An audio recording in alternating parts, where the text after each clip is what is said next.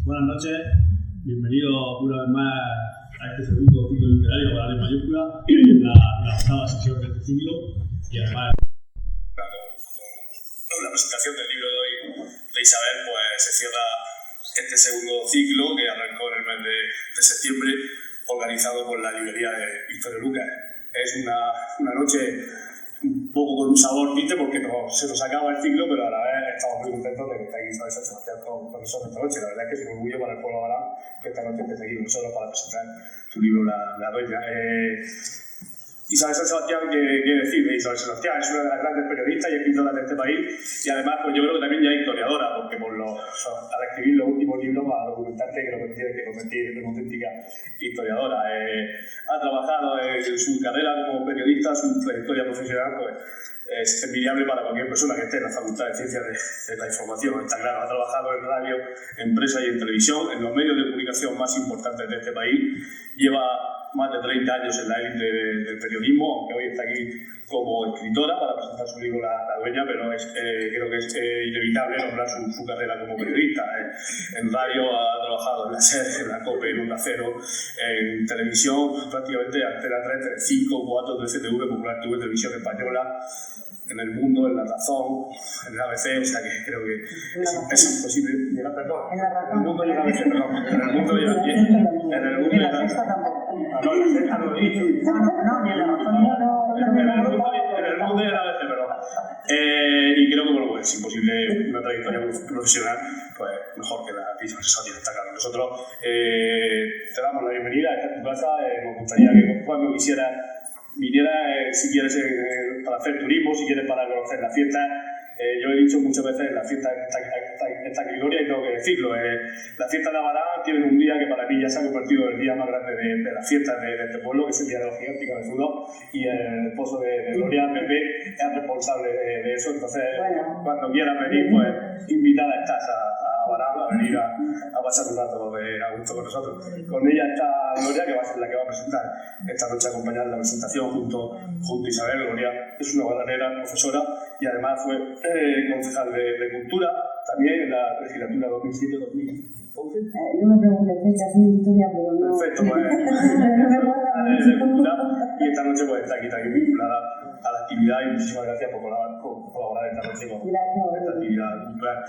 Bueno, pues todos los datos estos que he dado de Isabel un poco también, además de, por supuesto, que es inevitable estando aquí ya, para que conozcamos un poco en la envergadura de esta actividad cultural que tenemos esta noche aquí, que nos trae otra vez la librería Victorio Lucas, que ha convertido en un referente a Avarán dentro de la agenda cultural en 6 meses, 3 meses del año 2021 y 3 meses del año 2022. Yo estoy tremendamente agradecido a Javier por el regalo que nos has hecho de este ciclo literario en 2 años. Y bueno, tengo que decir, y hoy toca decirlo, el próximo año hay elecciones en mayo y nadie sabe quién será el próximo concejal de Cultura, pero creo que nadie, cuando Javi le ponga sobre la mesa un evento como este que nos ha puesto los 2 años, pues se podrá negar a echarte una mano en lo que pueda. Por lo tanto, Javi, puedes empezar mañana a preparar el próximo ciclo literario porque seguro que vas a tener el apoyo de todo el pueblo de Avarán, porque esto ha sido un regalo que nos ha hecho al pueblo de Avarán. Y en el campo de los agradecimientos, que sí le he dicho esta noche a tanto a Gloria como a Isabel, que como hoy toca agradecer a toda la gente que ha colaborado con nosotros, pues agradecemos profundamente a todos los que habéis estado viniendo, sesión tras sesión, a todos los medios de comunicación, a las editoriales, a todos los escritores que han pasado por aquí, a los presentadores y, bueno, pues sobre todo a Javi de la librería Victorio Lucas, repito, porque creo que el pueblo de Avarán está muy agradecido de este evento que hemos tenido durante 2 años. Y seguro que seguiremos teniéndolo. Por aquí han pasado muchísimos escritores y periodistas, los más grandes del país. Repito, esta noche tenemos a Isabel San Sebastián para cerrar el ciclo. Pues bueno, es algo que creo que no puedo tener otra escritora mejor. Y además, deciros que, como siempre, después de que termine, yo pasé la palabra ahora a Gloria, cuando termine Gloria de hablar con Isabel y de presentar el libro, se abrirá un pequeño turno de palabras. A continuación, la gente podrá, como siempre, comprar el libro, se sube por aquí, subimos y Isabel estará firmando el libro. Y bueno, hoy es el último día y dijimos que se iba a sortear este cartel que se hizo tan maravilloso con la firma de todos los escritores y escritoras que han pasado por aquí. Pues pues justo antes de esa firma se procederá al sorteo, que ahí en la puerta he estado grabando los boletos y haremos un pequeño agradecimiento a Javier de la librería Victorio Lucas. Por mi parte nada, muchas gracias, disfrutar de la noche y el año que viene más, mejor, lo dudo, pero más seguro porque Javier está ya preparando. Muchas gracias.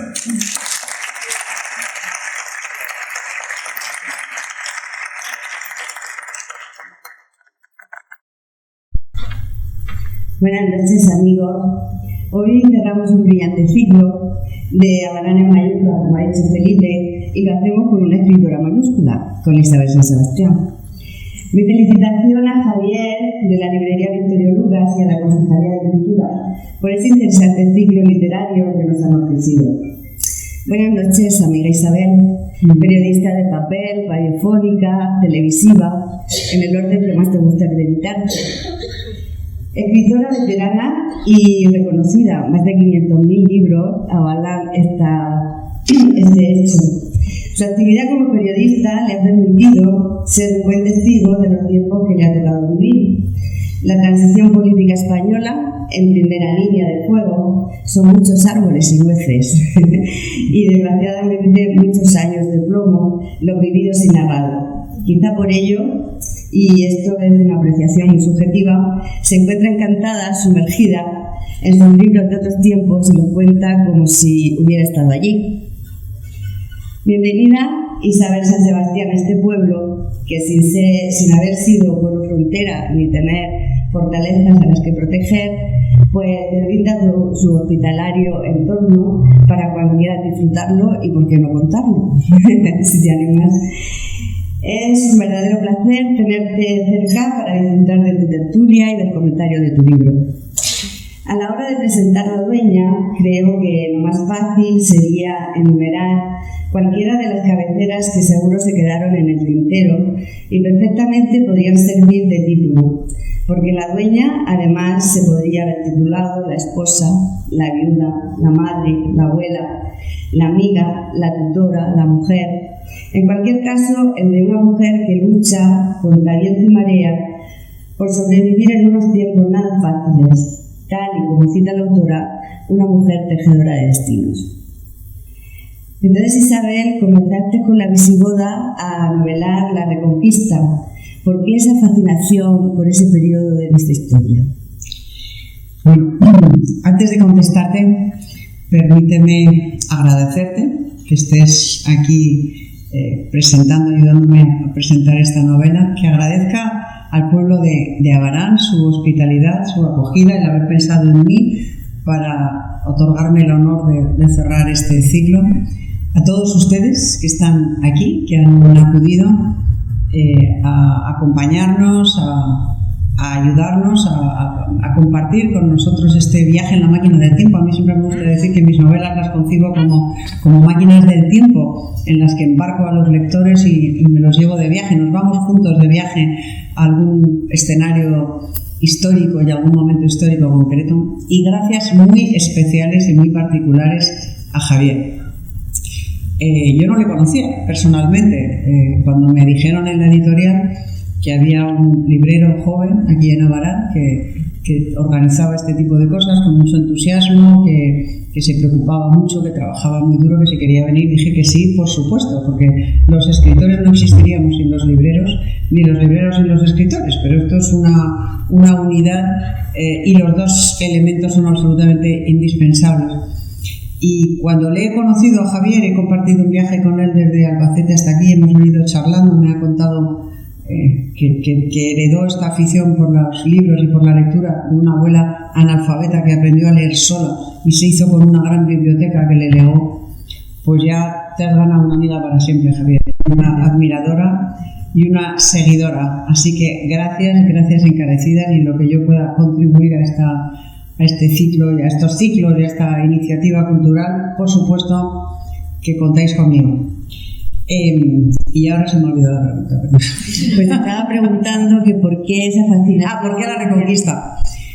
Pues mira, fue un poco por casualidad. Yo empecé escribiendo La Visigoda hace 20 años porque mi amigo José Luis Albín, un grandísimo periodista, él sí, un grandísimo maestro de periodistas y un grandísimo periodista, que era mi vecino en Cudillero, en Asturias, estando una vez compartiendo un concierto en Pravia, yo vi una placa que había en la iglesia de Pravia. Pravia fue la segunda capital del Reino de Asturias, una ciudad muy antigua, y había una placa de recordatorio a los reyes holgazanes. Y yo no había oído en mi vida hablar de los reyes holgazanes, y le pregunté a Balbín: oye, Balbín, ¿esto de los reyes holgazanes qué es? Y me dijo: pues eran unos reyes de la monarquía asturiana que en vez de combatir a los moros les pagaban tributos, como el de las 100 doncellas y eso, y entonces la historia los llamó reyes holgazanes. Y a mí aquello me fascinó y le dije: pero esto tiene una novela preciosa. Y me dijo: pues escríbela. Y como yo soy muy dada a aceptar ese tipo de retos, pues allá que me lancé a escribir La Visigoda, que efectivamente es la historia de una chica que es entregada como parte del tributo de las 100 doncellas en el siglo IX, a principios del siglo IX. Cuando terminé La Visigoda, mi editora me dijo: ahora quiero que me cuentes la historia de los padres de Alana. Y yo le dije: pero si Alana es un personaje de ficción. Y me dijo: pues eso, pues sigue, cuéntame la historia de sus padres, sigue. Y entonces escribías tú. Después escribíamos los otros libros, y después, como en Alana me había topado con La Visigoda, con el Camino de Santiago, se me ocurrió novelar el origen del Camino de Santiago, y surgió La Peregrina. Y al conocer muy bien la historia de Santiago y los orígenes del Camino de Santiago y tal, pues conocí la leyenda histórica o historia legendaria de las campanas de Santiago, que se llevó al Manzor, a Córdoba, y las convirtió en lámparas. Y entonces escribí otra novela, Las campanas de Santiago. Y presentando en Córdoba Las campanas de Santiago, ante una pregunta que me hizo alguien, dije: la verdad es que la Reconquista española es una epopeya tan absolutamente fascinante que merecería ser novelada entera. Y toda la sala, que era pues una sala como esta, llena de gente, se puso a aplaudir. Y cuando yo volví a Madrid les comenté a mis editores: me ha pasado esto. Y me dijeron: ¿y tú te atreves a novelar toda la Reconquista? Y dije: pues si vosotros no os atrevéis a editarme, yo la novela. Y ahí vamos, acabamos en La Dueña, reconquistamos porque mis personajes y yo ya somos simbiosis, yo ya me incluyo en la historia, y acabamos de reconquistar Toledo. Todavía nos falta un poquito para llegar a Granada, pero si Dios quiere llegaremos. Pues muy bien. La vida, hechos y casi milagros de supervivencia de Aureola y la relación con su nieto Diego serán el hilo conductor de esta novela, mientras nos dibuja entre sus líneas un minucioso retrato de la España del siglo XI, destacando el importante papel que la mujer tuvo en la repoblación de lo conquistado y sumergiéndonos en la fragmentación de los reinos cristianos y musulmanes, un tiempo de guerra en el que nunca llega la ansiada paz. Por eso te digo que tú ya has insinuado algo. La Visigoda, La Peregrina, La Dueña, son todas protagonistas mujeres, y yo creo que tú quieres reivindicar el papel de la mujer en la historia y sobre todo en la Reconquista. Bueno, la razón primera y principal por la cual yo escribo historias de mujeres es que soy mujer. Y para crear un personaje verosímil, un protagonista verosímil, de carne y hueso, y que tenga emociones, y que sufra y que goce, tienes que tener capacidad de empatía con ese personaje. Yo he novelado personajes masculinos mucho peor que los femeninos, las cosas como son, porque yo soy mujer y por ejemplo, el otro día me decía Antonio Pérez Henares, un gran novelista amigo mío, me decía: es que en La Dueña hablas de un parto, y en otros libros tuyos hablas de partos. Yo sería incapaz de escribir un parto. Claro, efectivamente, porque no lo has pasado. Yo sí soy capaz de describir un parto, ¿no? Entonces, esa es la razón principal. La segunda, y no menos importante, es que efectivamente la historia, y sobre todo la historia alto medieval, ha despreciado por completo a las mujeres, las ha ignorado. Los cronistas medievales despreciaron en general a la gente llana, a la gente normal. Escribieron únicamente sobre altos dignatarios de la Iglesia, clérigos y reyes, y todo lo que no eran reyes o altos dignatarios de la Iglesia lo ignoraron. Con lo cual a las mujeres las ignoraron, excepto cuando eran reinas, en cuyo caso escribían 3 líneas sobre ellas y no más. De la reina Urraca, por ejemplo, la hermana del rey Sancho de Navarra, que se casa con Alfonso V, la historia nos dice eso, que era hermana de Sancho III, y nada más, y que se casó con Alfonso V, y nada más, no nos dice más. Entonces a mí me parecía que era de justicia rescatar de ese olvido, de ese desprecio, a todas esas mujeres que efectivamente fueron determinantes en la Reconquista, porque toda la Reconquista fue una larguísima guerra no solo de cristianos contra musulmanes, sino en muchos periodos, como por ejemplo este siglo XI, de cristianos contra cristianos, y de reyes contra condes, y condes contra reyes, y contra magnates alzados en armas. Es un periodo de inestabilidad y de turbulencia y de guerra y de mortandad masculina altísima en los campos de batalla.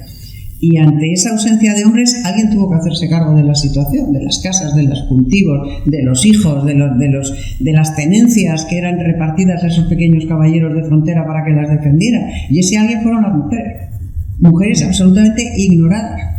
Entonces yo no es que haga un ejercicio de literatura femenina ni de nada de eso, que a mí no me gusta. Yo creo que existe la literatura, ya está, ¿no? Ni masculina ni femenina, existe la novela y la literatura, ya está.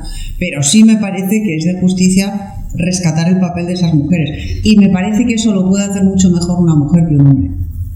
Y en general es verdad que yo no creo ni en la literatura masculina ni femenina ni nada, pero en general es verdad que en las novelas escritas por hombres hay más batallitas, más recrearse en cómo entra la espada y cómo recorta las tripas y cómo salen los intestinos y tal y cual. Exacto, se recrean más en eso, y yo pues me recreo más en otras cosas, como la astucia, como la amistad, como el tejer tramas de amistad, como el amor en todas sus manifestaciones, y en este caso de Auriola, el de una abuela, que eso sí que no está en la literatura contemporánea. Nadie escribe de abuelos solo para ponerles verde. También existimos, ¿eh? Y tanto que existimos, es más, desempeñamos un papel fundamental y además somos felicísimas. Claro. Bueno, y entonces, a la hora de documentarte para escribir tus personajes y tus libros, ¿cómo lo haces para tener un rigor histórico como el que llevan tus novelas? Estudiando mucho.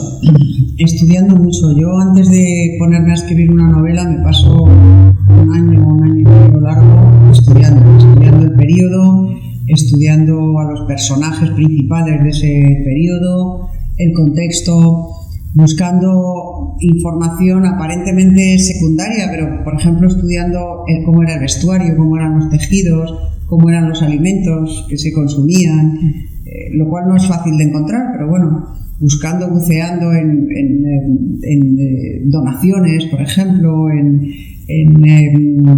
ajuares domésticos con los cuales determinadas mujeres de la nobleza entran en conventos, etcétera, etcétera, y luego localizando los escenarios.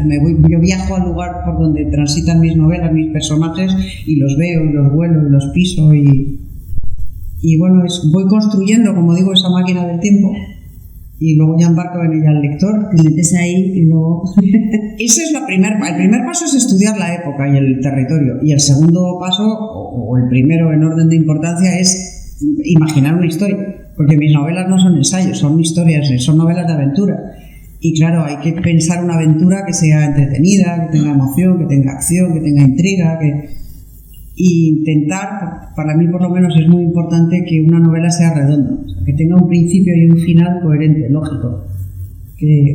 Porque a mí no hay cosa que más rabia me dé que leer una novela que me gusta y cuyo final sea abrupto, o sea, y fue y se murió. A mí eso me da una rabia espantosa, cuando notas que es que el autor no sabía cómo terminar y de repente le atropella un coche o no sé, o se convierte en otra cosa, no sé, esos finales absurdos que te dejan como... ¿Perdón? Yo lo primero que pienso en una novela casi es el final.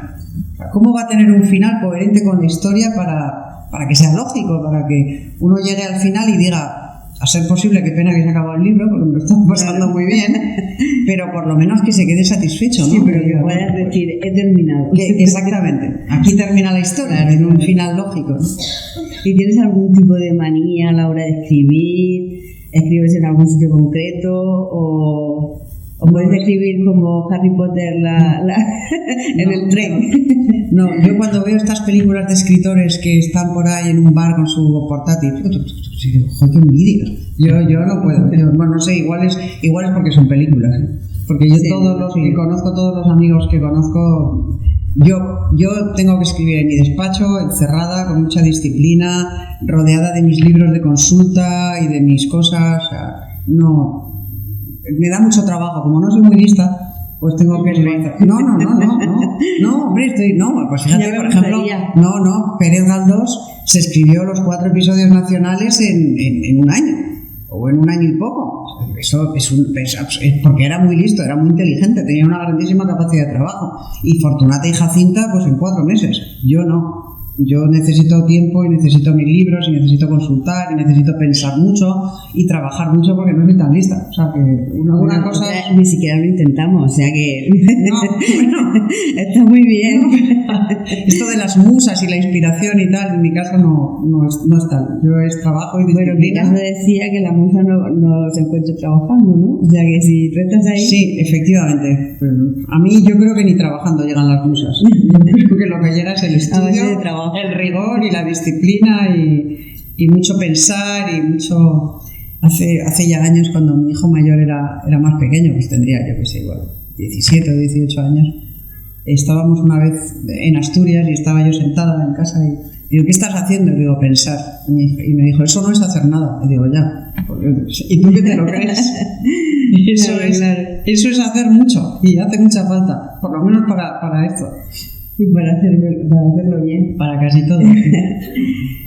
Pues la dueña, a través de un emotivo relato, como te estás contando, nos muestra cómo los grandes conflictos de la historia afectan a miles de historias anónimas, lo que Unamuno denominó como intrahistoria.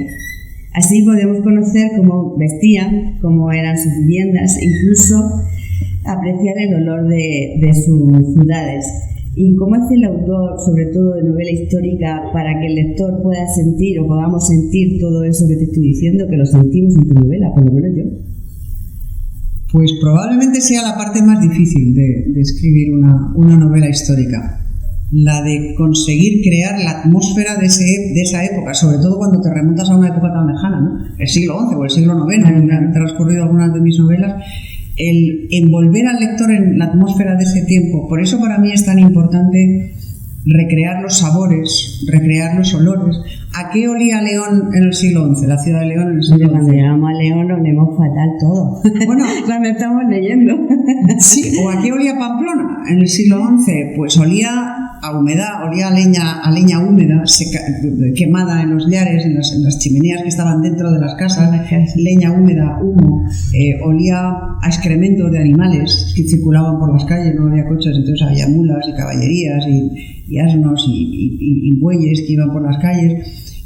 Olía a berza, que era lo que se cocinaba, básicamente. Todo eso a mí me parece muy importante que cuando los personajes transitan por esas calles cuenten a qué huele, para que el lector que está acompañando a esos personajes pueda oler y sepan cómo van vestidos y qué consecuencias tiene ir vestido de una determinada forma, ¿no? Por ejemplo, qué pasaba con los vestidos muy largos, que se manchaban, todos esos detalles que yo no me recreo en esos detalles, o sea, no es que utilice 2 páginas para se aprecia, pero que se aprecie, dejarlo caer ahí para que la aventura tenga un sentido, se produzca en un contexto y sea... Porque es la única forma de que alguien se coloque en la atmósfera del siglo XI. Si no, yo creo, para mí, por lo menos, cuando leo un libro, busco ese tipo de descripción o de ambientación que me sitúe en una atmósfera. Por ejemplo, el antiejemplo.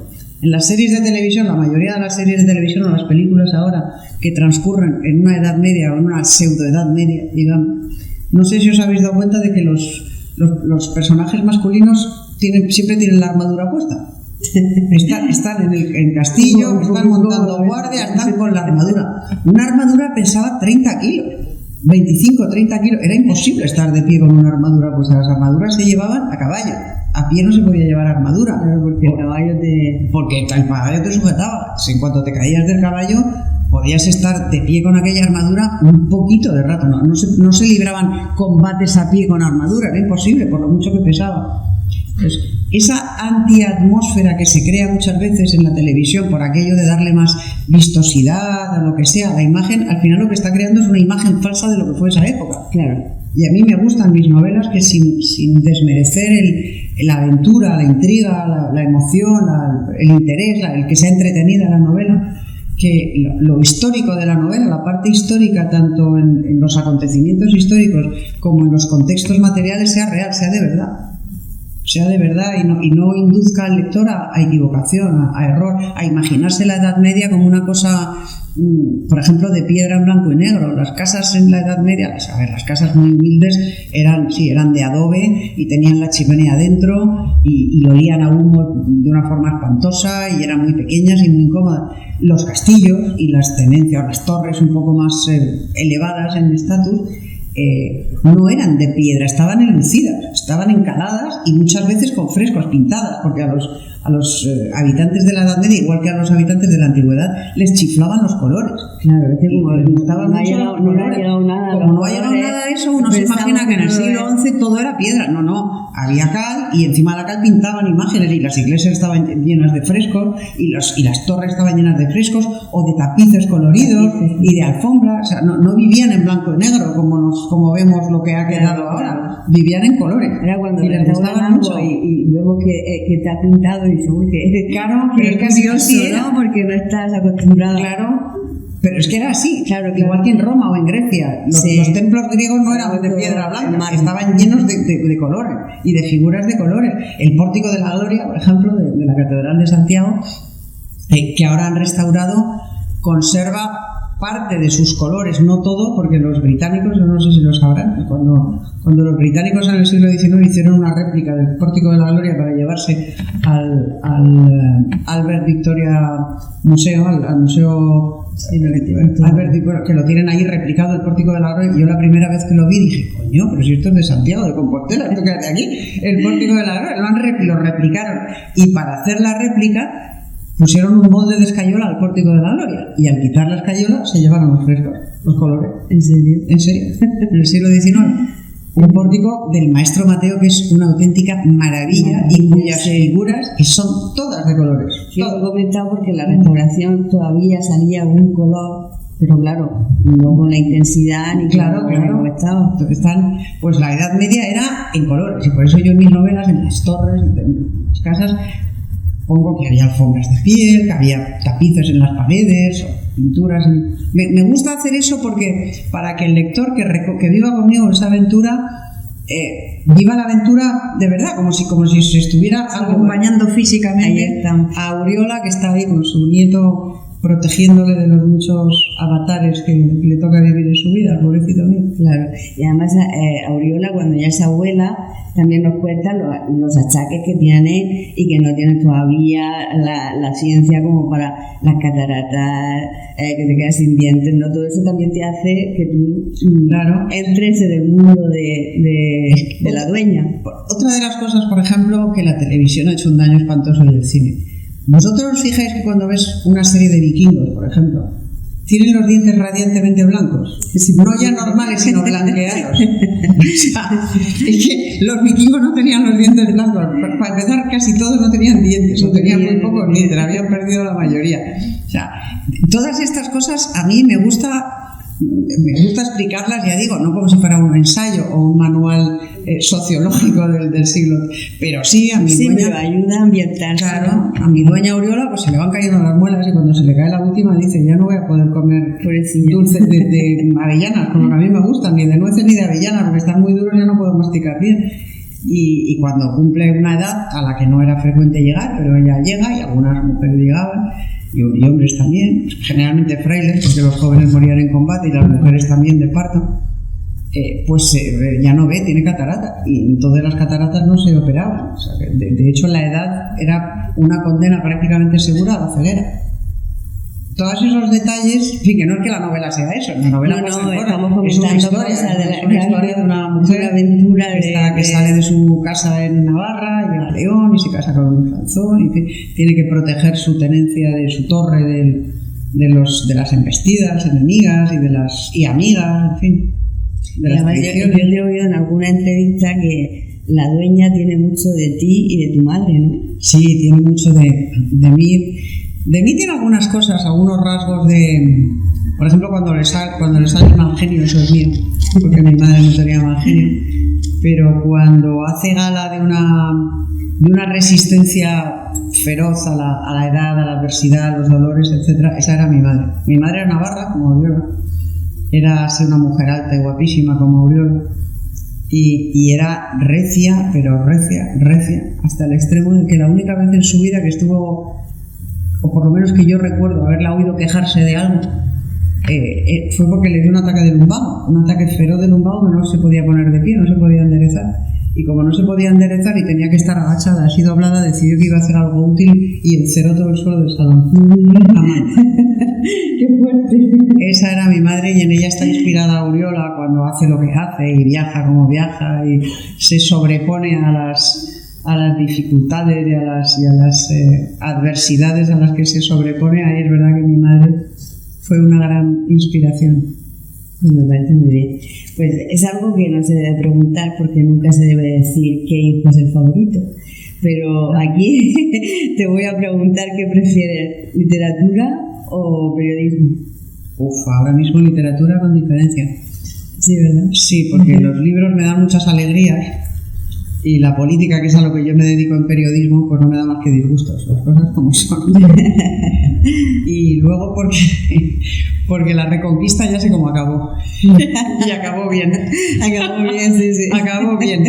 Y ya sé cómo acabó. Entonces, aunque mis libros cada uno tiene un desenlace, porque son historias que siguen la Reconquista, pero que son historias de ficción, de personajes de ficción, que tienen sus tramas, y aunque ellas terminan como terminan, el conjunto de la epopeya histórica que yo quiero novelar ya sé cómo acabó, y acabó bien.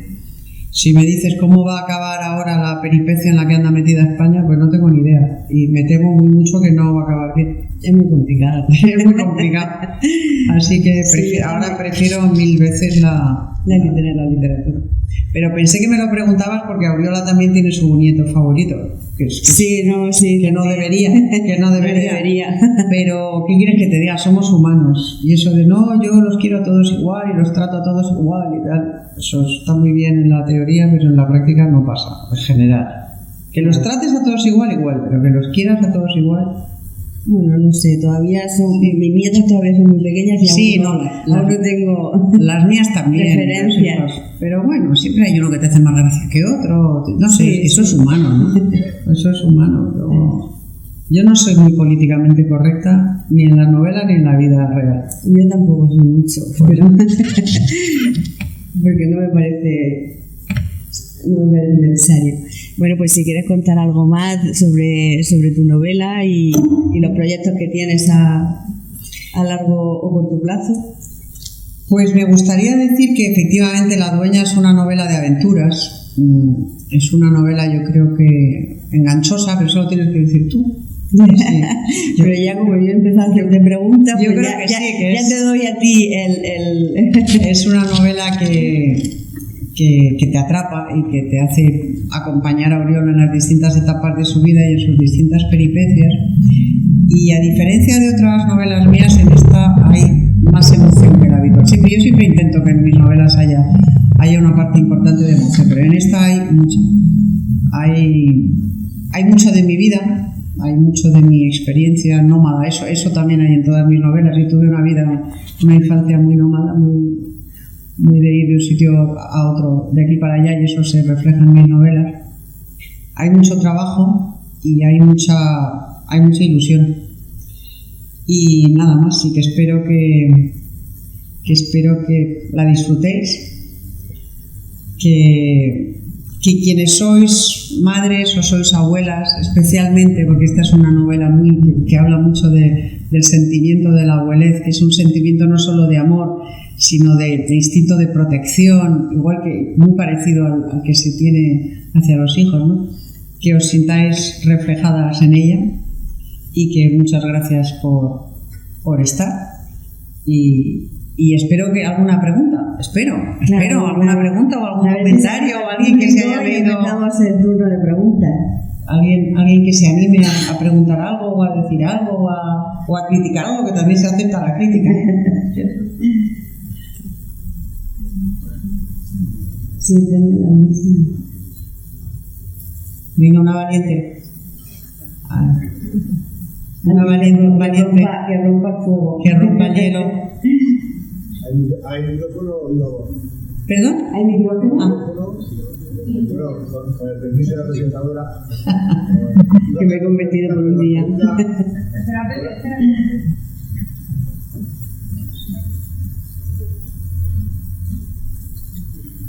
Hago así porque es que estoy operada de los ojos y por eso me deslumbra mucho. Sí. Buenas noches, Juan. Oh, gracias. Buenas noches. Isabel, buenas noches. Muy bueno. Yo tengo dos preguntas. La segunda la vengo contestada en poca gana y poca ilusión de lo que se avecina. La primera era el papel de la mujer. Hoy en día, entre la cultura occidental, el papel de la mujer, la diferencia entre otras culturas, lo tenemos claro. Pero hace 1000 años, a excepción de las que estaban arriba, también se audió las que estaban por arriba, la mujer de una cultura y la mujer de otra vivían de mucha manera distinta, muy parecida, o sufrían las mismas penalidades del hombre. Pues es una magnífica pregunta. A ver, la mujer esclava, o sierva, pues vivía de una manera muy parecida, independientemente de la cultura o de la religión. La mujer libre vivía de una manera muy distinta en el mundo cristiano y en el mundo musulmán, porque salvo periodos y circunstancias y momentos puntualísimos del mundo musulmán, la cultura musulmana y la religión musulmana consideraba que la mujer tenía como espacio natural su casa y no salía, prácticamente vivía en su casa. Salía al mercado, si salía, y volvía a su casa. Y la mujer cristiana, en cambio, no es que tuviera el protagonismo público que tiene ahora, pero salía más. Una dueña característica de una tenencia o de una aldea cristiana, salía, hablaba con sus vecinas, estaba en la calle, iba a misa, volvía, tenía más vida fuera de casa, digamos, que la musulmana. Por lo demás, poder, muy poco. Las musulmanas, ninguno, cero, ni siquiera sobre sus hijos. O sea, en la cultura musulmana, el hijo se considera que es únicamente del padre. La madre es absolutamente irrelevante. El linaje lo marca el padre, no la madre. En España, en la cultura cristiana y sobre todo en la cultura hispana, es al revés. Por ejemplo, en el caso de Fernando II, fue su mujer la que le dio el derecho a reinar y la que se lo dio a los hijos. Y así había sido durante toda la monarquía asturiana. De modo que en términos familiares tiene más poder la mujer cristiana que la musulmana, en términos sociales también. Ahora, en términos de poder, de ejercicio del poder, evidentemente la mujer es supeditada al hombre. Si hay un rey, la reina no pinta nada. Si desaparece el rey, entonces la reina sí pinta y ejerce la regencia, etcétera, etcétera. En el mundo musulmán eso no pasa. En mi novela aparece una muchacha cordobesa, hija de un médico a quien su padre ha enseñado el oficio. Y hay constancia histórica de que en la Córdoba y en la Sevilla, de las taifas de Córdoba y Sevilla, que fue un momento cortito y puntual de florecer cultural y de tolerancia religiosa, hay constancia de que quedaron algunas mujeres escribas, por ejemplo, algunas mujeres juristas, muy pocas, pero algunas hubo, y algunas mujeres médicos. Hay constancia documental, existieron en un momento muy concreto y muy específico, y por eso en la novela aparece una. No es un anacronismo, eso es real, existió. Pero no hay constancia, desde luego, de ninguna reina, ni de ninguna emiresa, ni de nada parecido. En el mundo cristiano sí. Así que, y claro, eso en el siglo XI. Si miramos hoy, pues ¿para qué le cuento? Ahí sí que no hay color. ¿Perdón? En la Reconquista, al final de la Reconquista, sale ganando la mujer musulmana. Hombre, sale ganando la cristiana, porque a los musulmanes se marcharon la mayoría, o se convirtieron. Eso fue lo que pasó. En la medida que fue avanzando la Reconquista, los musulmanes o se convirtieron o se fueron marchando hacia el sur, emigrando, y acabaron cruzando el estrecho. Y España se repobló con gente venida del norte. En realidad, musulmanes se quedaron pocos. Y los que se quedaron fueron expulsados luego en el siglo XVI con la expulsión de los moriscos. Pero en general, según iba avanzando la Reconquista, la población musulmana, lo cuento al reconquistar Toledo, lo cuento en la novela, la población musulmana lo que hacía era marcharse, porque si no era absolutamente sojuzgada por los cristianos. O sea, esto de la tolerancia y tal es un camelo, ni en un lado ni en otro hubo tolerancia. El vencedor fue en general muy implacable con el vencido, tanto en un bando como en otro, en los dos. Sí. Acabas de decir una cosa que yo te la iba a preguntar, pero lo has dicho. Y es que cuando tengas que avanzar un poquito la Reconquista, te encontrarás con núcleos de población de tres clases: judíos, musulmanes, no todos, ¿Qué nos vas a ofrecer? ¿La mandanga de las tres culturas viviendo en armonía o la realidad del soyuncamiento de unas a otras? Pues creo que ya le he contestado. Es que la historia lo que nos dice es que lo de la convivencia de las tres culturas fue un camelo. Que nunca hubo tal cosa. A ver, es verdad que cuando los musulmanes llegaron a España, en las zonas, a los cristianos les dieron a elegir dos vías. O os convertís y os hacéis musulmanes y sois iguales a nosotros, o os seguís siendo cristianos y pagáis unos tributos altísimos, unos impuestos altísimos, y además os comprometéis a que nada de campanas, nada de dar publicidad al culto. El culto se celebra en iglesias muy pequeñitas y no sé qué, no sé cuál. Y además vais a tener cargas cada vez más pesadas. Eso fue la realidad. Cuando la Reconquista fue avanzando, hicieron lo mismo. La capitulación de Toledo, por ejemplo, que yo la cuento en la novela, Toledo capituló, no fue tomada al asalto, no fue conquistada por la fuerza, capituló porque había sido cercada durante años por el rey Fernando y después por Alfonso VI con mucha inteligencia hasta dejar prácticamente sitiada la ciudad de Toledo. Fue empobreciendo a la taifa a base de cobrarle unos tributos altísimos hasta que Toledo capituló y se entregó. Y en las capitulaciones de Toledo se decía que los musulmanes iban a conservar su mezquita, que iban a poder seguir celebrando el culto, que se les da un camelo. Al final, cuando entraron, al cabo de poquísimo tiempo, la mezquita fue convertida en catedral. A los musulmanes se les impusieron condiciones durísimas y la mayoría se marcharon de allí. O sea, que es que lo de la convivencia fue un camelo. La parte dominante ejerció ese dominio sobre la dominada, en un lado y en otro.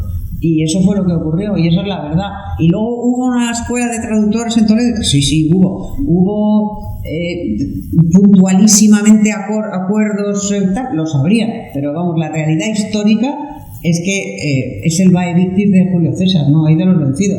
El vencedor se lo llevó todo y el vencido fue sojuzgado por un bando y por otro, igual. Esa es la verdad histórica. O sea, aquí en Murcia te venden una cosa que dice Murcia tres culturas. Un huevo. Había un profesor de historia que escribió un libro precioso. Sí, pero que es muy... Como unos a otros, según la preponderancia, se pisaban el cuerpo. Pero sí que lo de las culturas es muy bonito, pero es mentira. Es que estamos hablando de un tiempo en el que lo de la tolerancia es que ni siquiera era un concepto que existiera. No existía el concepto tolerancia. Existía el concepto yo soy más fuerte y te dejo vivir, pero bajo mis condiciones. O sea, no te mato. Es verdad que, por ejemplo, los musulmanes respetaban a los pueblos del libro, es decir, a los judíos y a los cristianos.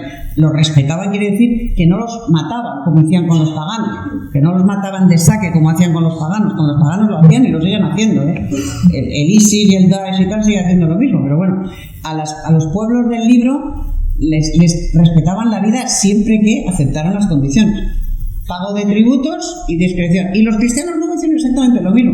Tú puedes seguir viviendo aquí, pero pagas tributos y te sometes, y tu mezquita, ya no vas a mezquita, vas a mi iglesia, etcétera, etcétera. En Murcia tenemos la Virgen de la Risata. Sí. Era la Virgen de los que vivían a las afueras de la ciudad, de la Chabola, que eran los cristianos. Sí, los mozárabes. Estos fueron los mozárabes. Los mozárabes fueron los cristianos que se quedaron viviendo en territorio musulmán. Fueron aplastados, cuando se rebelaron en algunas rebeliones que hubo en Córdoba, por ejemplo, fueron crucificados en las orillas del Guadalquivir.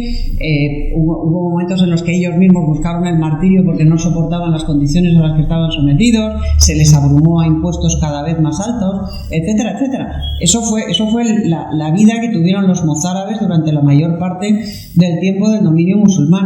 Y luego, cuando los cristianos tomaron la delantera, pues exactamente lo mismo, pero al revés. Y a los judíos los utilizaron los dos. Los judíos fueron los aliados de unos u otros y los que hacían los trabajos sucios que no querían hacer ni unos ni otros. Por ejemplo, los judíos, como ni los musulmanes ni los cristianos en aquella época consideraban lícito en términos religiosos dedicarse a determinados comercios, pues el comercio lo hicieron los judíos, especialmente el de esclavos.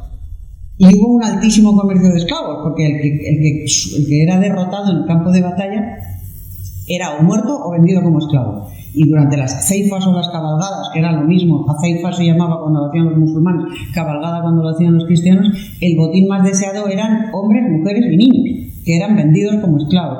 El hecho en sí de transportar a esa gente a los mercados de esclavos, especialmente a los internacionales, a los puertos, etcétera, eso lo hacían en general judíos. ¿Por qué? Porque no estaba muy bien visto ni por parte de los cristianos ni por parte de los musulmanes, lo cual no impedía que lo hicieran, ¿no? Y otros comercios, los judíos intentaron sobrevivir buscando esos resquicios en ambas religiones y desde luego pagando tributos a unos y a otros siempre. Los judíos siempre fueron la bolsa, así los llamaba, por ejemplo, Jaime el Conquistador, los llamaba mi bolsa, porque siempre fueron los financiadores de las empresas bélicas cristianas y de muchas musulmanas también. ¿Alguna pregunta más? ¿Alguna señora que no se diga? Hombre, estamos hablando de la mujer, de la ponderación de la mujer, de las abuelas, de las mujeres, de la tal, y aquí 2 preguntas y las 2 de caballeros. Esto no puede ser.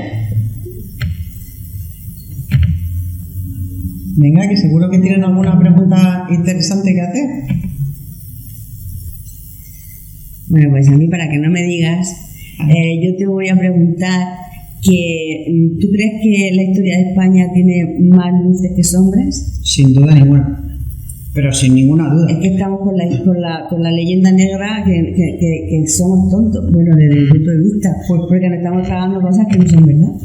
Por eso hemos creado la Asociación de Escritores con la Historia, unos cuantos escritores de novela histórica, prácticamente todos los escritores actuales contemporáneos de novela histórica. Hemos creado esa asociación, o casi todos, precisamente para reivindicar la historia de España con sus luces y con sus sombras, que también tiene sombras, pero tiene muchas más luces que sombras.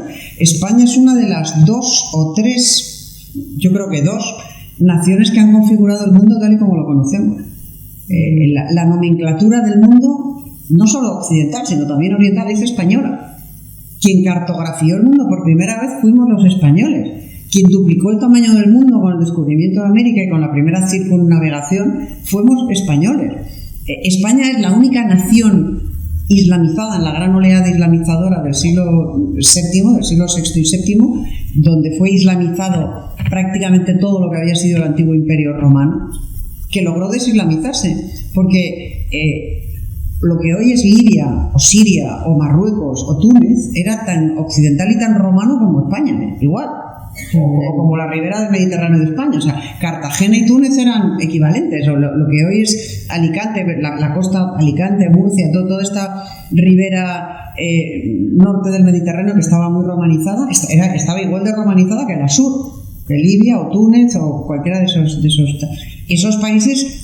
Sucumbieron a la islamización, igual que España sucumbió. La diferencia entre cómo está España hoy y cómo están ellos es que nosotros fuimos la única nación que se desislamizó. ¿Y eso hay que pedir perdón? Pues yo creo que no. Yo francamente creo que fue una gran hazaña. Yo estoy muy orgulloso. Que lograron, como ahora nos están enseñando lo contrario. Pero, fue una gran hazaña. Nosotros veníamos, al igual que la ribera sur del Mediterráneo, de estirpe romana. Teníamos estirpe romano o cristiano, veníamos de la civilización, de la cultura romana o grecorromana y de la tradición religiosa cristiana. El Islam venía de Arabia y no se impuso por convicción, se impuso por la fuerza, a lo bestia, como se imponía entonces todo. Entonces, para mí, haber logrado primero concebir el proyecto de recuperar esa raíz y después ejecutarlo a costa de 8 siglos de lucha, me parece una proeza absolutamente fascinante, por la que no solo no hay que pedir perdón, sino que hay que estar muy orgulloso. Que ahora, a la hora de hablar de la Reconquista, parece que tienes que tener cuidado. Sí, parece que es porque le han hecho una estatua al Almanzor y cosas de esas que no te lo explicas. ¿Por qué? Bueno, a mí me parece muy bien que se haga una estatua al Almanzor. O sea, Almanzor, desde el punto de vista andalusí, fue un grandísimo caudillo, pero grandísimo. O sea, llevó al califato a su época de máximo esplendor. Para los cristianos fue terrorífico, claro, 56 aceifas y millones de esclavos y de destrucción, fue espantoso, pero desde el punto de vista andalusí, pues evidentemente merece una estatua, hay muchas. Y España también es tributaria de la cultura andalusí. Lo que pasa es que sus orígenes eran otros, que nos han dejado los musulmanes la Alhambra de Granada y la Mezquita de Córdoba y una gastronomía maravillosa y determinadas técnicas agrícolas estupendas, sin duda ninguna, y bienvenidas sean. Entre otras cosas porque no son los únicos. España está al final del continente europeo y en consecuencia aquí llegó todo el mundo. Todas las migraciones Desde los neandertales acabaron aquí, antes o después, y todas aportaron lo suyo, y aquí tenemos huellas de todas, y bienvenidas sean. Y probablemente por eso somos una grandísima nación que después de reconquistar sus raíces romano-visigodas se proyectó hacia América y llevó todo ese maravilloso legado a América, y una lengua, y una religión, y una cultura, y una tradición. Cuando España dejó América, dejó 27 universidades en América, 27 universidades. Los británicos en África no dejaron ni una, y en la India tampoco, ni una. Fíjate como yo sigo en la historia. Y ellos, entonces, yo creo que francamente que tenemos, y bueno, y cuando se inauguró Harvard, la prestigiosísima Universidad de Harvard, en Hispanoamérica ya había 6 o 7 universidades. O sea que yo creo que no tenemos absolutamente nada de lo que avergonzarnos. Tenemos que reconocer la historia como fue, por ejemplo eso, que lo de las 3 culturas fue un camelo, que esto fue una guerra en la que hubo bandos y el bando vencedor sojuzgó al vencido, pero que en conjunto la contribución de España a Europa y al mundo es gigantesca, y no solo la histórica, la política, la cultural, etcétera, etcétera, sin duda. Vamos, yo no me avergüenzo en absoluto, al contrario, yo estoy muy orgullosa de ser española, y creo que hay episodios de nuestra historia que merecen absolutamente ser conocidos y ser admirados, y la Reconquista es uno de ellos. Aparte de que desde el punto de vista literario está lleno de episodios muy evocadores, ¿no? Pero desde el punto de vista histórico, vamos, pedir perdón en absoluto, en absoluto. Estoy de acuerdo contigo. Y ya pues para decir que, como me has dicho que yo tengo que decir que la novela, hay que leer la novela. No, es una broma. Pero bueno, después de todo lo dicho y de escuchar a Isabel, pues yo creo que el que tenga la novela y no la haya leído va esta noche a su casa a ponerse a leer la novela. Y yo quería decirte, pues, despedir todo esto con una frase de tu amigo y maestro Luis María Anson, porque creo que resume bien lo que es la esencia de La dueña. Y dice así: no se arrepentirá el lector que se adentre en La dueña y acompañe a Uriola escuchando los latidos del corazón de la Edad Media española. Enhorabuena, Isabel, y que nos den muchos regalos como este en tu novela. Y ahora mira, tenemos que hacer, porque aquí en el ciclo hay una costumbre que ya me parece que Felipe ha apuntado, ¿no? Y es que el último escritor le hace una pregunta al próximo. Ajá. Tú tienes que hacerle al próximo, pero tu próximo es ficticio, porque todavía no sabemos cuál es, porque tú cierras este ciclo este año. Y a ti te lo ha hecho, tu pregunta te la ha hecho Natibel Preciado, que os conocéis mucho, porque ella lo comentó cuando nos dijo que le hicieran que te hiciera la pregunta a ti. Dice que bueno, que os respetaba mucho, claro, que habéis trabajado mucho. Y entonces pues te lanzó una pregunta. Ajá. Y aquí la tienes. A ver.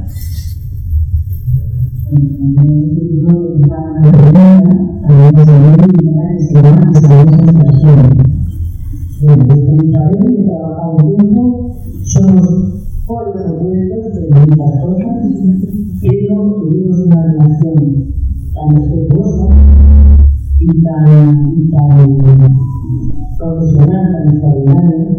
Isabel me decía en tiempo: yo lo que quiero es hacer lo mismo que tú haces. Digo, si estoy viviendo cuando estoy mayor, pues mira, me ha ganado la carrera porque tiene mucho más que yo, tiene más éxito que yo, por sus libros, y lo que quiero es preguntarle esa tendencia que yo estoy planteando ahora, pero contar esta manera. ¿Qué recuerdo tiene que sus hijos con respecto a ahora? ¿Qué recuerdo tiene que dejar para sus hijos? ¿Qué cosas se me Pues es verdad que Natibel y yo hemos trabajado muchas veces, pensamos distinto en casi todo y hemos sido muy buenas compañeras, amigas, bueno, muy buenas compañeras, y nos hemos respetado mucho mutuamente. Así que le agradezco mucho, y además hemos hablado y ella sabe que sí, que efectivamente adoro a mis hijos, los adoro. ¿Qué herencia quiero dejarles a mis hijos? Pues seguridad, porque yo estoy segura, yo una de mis convicciones más íntimas es que lo que nos hace fuertes a las personas no es la adversidad, no es tener que sobreponernos a la adversidad. Lo que nos hace fuertes es que nos hayan querido cuando éramos niños. Eso es lo que nos hace fuertes. El haber tenido... Eso nos da una seña muy importante de identidad. Yo creo que es lo que nos hace fuertes es eso, la seguridad que nos da cuando somos pequeños el haber sido amados, el haber sido queridos, el haber sido aceptados. Eso es lo que nos hace personas fuertes. Yo espero haberlo logrado con mis hijos. Ellos ya son padres los dos y creo que están haciendo un excelente trabajo como padres, lo cual a mí me demuestra que yo no debía hacerlo muy mal como madre. Sí, algo habría hecho. Y lo que les quiero dejar a mis hijos es esa seguridad en sí mismos, esa fortaleza y la capacidad de amar. Si les dejo eso, bueno, ya si les dejo la casa en Asturias y lo termino de pagar y se la puedo dejar, hombre, eso ya es un añadido. Eso ya es un plus, porque la casa es muy bonita. Ojalá termine de pagarla. Seguro que sí, con el éxito que tiene. A ver. Bueno, pues ahora tú tienes que hacer una pregunta a un escritor, porque no sabemos quién va a ser. No tenemos ni pista de quién va a ser. No sé, si por eso dice algo, no hay pista. ¿No hay pista? No hay pista. No. Pues, ¿pero será de novela histórica? ¿O será de...? No sabemos. Es posible. Sí. Uf, ¿qué le pregunto yo a alguien así sin saber que... Uf. Bueno, tengo que pensar, a ver, ¿qué le pregunto yo a un escritor así en abstracto, sin saber quién es? Pues se imagina concretos. Pues mira, una pregunta así genérica, que yo me he hecho a mí misma muchas veces, es ¿qué te parece la forma en la que la industria cinematográfica española lleva al cine o a la televisión los libros de novela histórica, por ejemplo, en particular los de novela histórica escritos por españoles?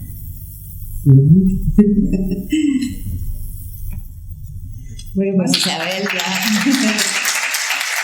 sido un placer estar contigo. Muchísimas gracias por tus comentarios y por acompañarnos esta noche aquí.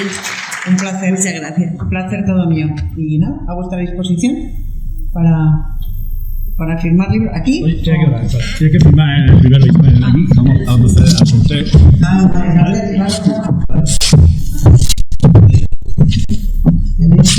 Hay un rotulador, sí. Está aquí, ¿no? Vale, ese. Muchas gracias, una buena lado. No, Gloria, no te va. Ahí está, ¿cómo llamas, Javi? No sé.